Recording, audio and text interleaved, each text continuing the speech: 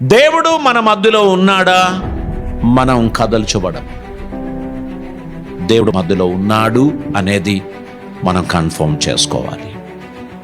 దేవుడు మన మధ్యలో నివసించడానికి మనం ఆయనకిష్టులుగా జీవించాలి, ఆయన చిత్తం నెరవేర్చాలి.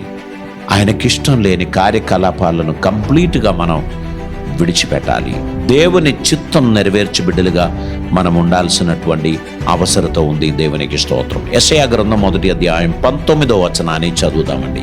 మీరు సమ్మతించి నా మాట వినిన ఎడల, మీరు సమ్మతించి నా మాట వినిన ఎడల, మీరు నేను బలవంతం చేస్తున్నందుకు మీరు నా మాట వినిన ఎడల అని కాదు.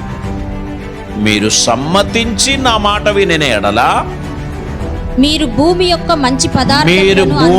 మంచి పదార్థములను అనుభవింతురు. దేవునికి స్తోత్రం. ఇక సమ్మతింపకుండా తిరుగుబడిన ఎడల అనేది నేను ఇప్పుడు చదివించడం లేదు.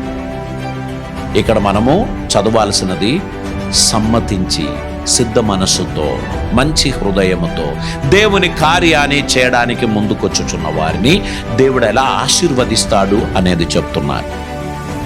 బలవంతం చేత కాదు కానీ మనపూర్వకంగా దేవుని పనిని జరిగించు వారిగా మనం ఉండాలని దేవుడు కోరుచున్నారు.